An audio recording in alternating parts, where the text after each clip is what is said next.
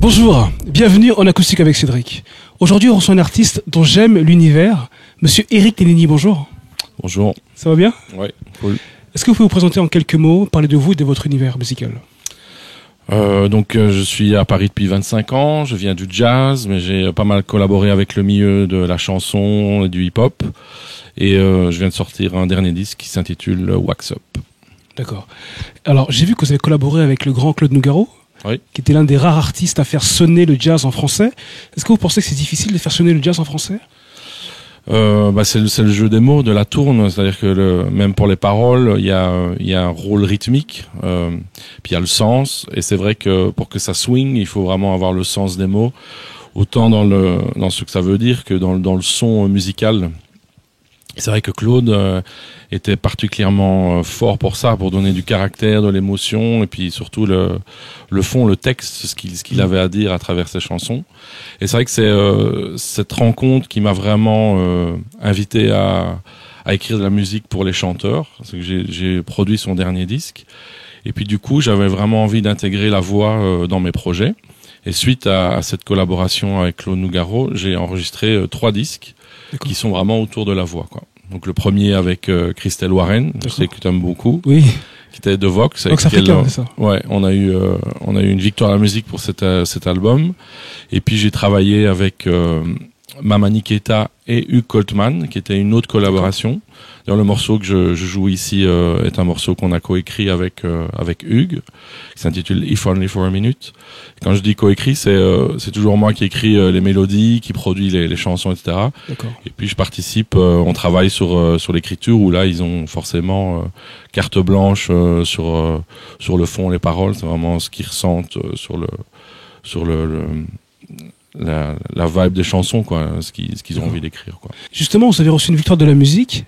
Donc j'aimerais savoir, en fait, est-ce que vous pensez que le jazz en France, il y a des barrières pour le jazz, ou est-ce que c'est des idées reçues, ou qu'en fait le jazz se porte très bien?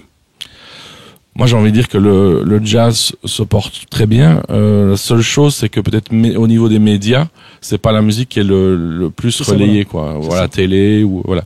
Mais il y a quand même énormément d'émissions, on en parle beaucoup. C'est vrai qu'a priori, c'est aussi une musique qui fait un petit peu peur. On se dit, ouais, qu'est-ce qu'ils vont faire? Ils improvisent, etc.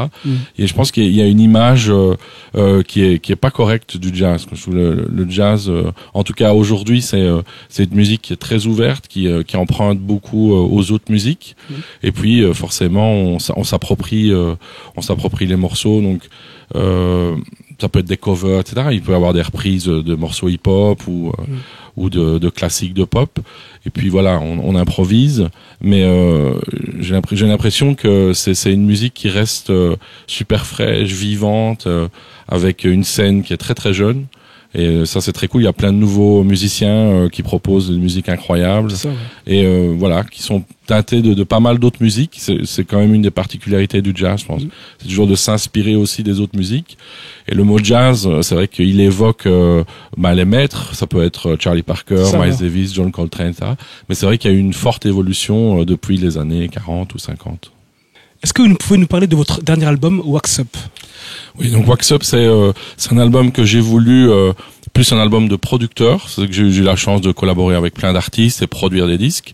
Du coup, j'avais vraiment envie de faire un disque où je suis peut-être un petit peu moins mis en avant en tant que pianiste, mais il y a eu un gros travail d'écriture, un gros travail de production, et la direction aussi est beaucoup plus électro, beaucoup plus soul. Il y a un titre qui est vraiment cool avec Yael Naïm, et puis une participation aussi d'une chanteuse fantastique qu'on retrouve parfois aux côtés des Snarky Puppy, qui est Michelle Willis, et où on a travaillé sur quatre chansons avec Michelle. Et en toile de fond, il y a toujours Hugues Coltman qui est là. C'est vrai qu'on collabore. J'avais encore bossé pour Hugues sur l'album, son hommage à Nat King Cole. C'est moi qui ai produit ce disque-là. Voilà, donc on est toujours très proches. Il écrit énormément de paroles pour moi.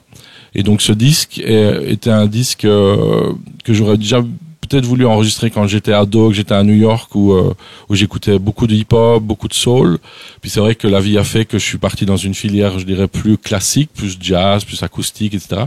Et petit à petit, j'ai vraiment eu envie d'ouvrir mon son. Et c'est vrai que c'est le troisième volet d'un volet autour de la voix. Et ce disque-là, j'avais vraiment envie qu'il soit plus électro, plus soul, plus hip-hop. Et du coup, un tout petit peu plus loin du prisme du jazz classique, quoi. D'accord. Maintenant, les amis, on va écouter Monsieur Eric Nélini en live, en acoustique avec Cédric. En live.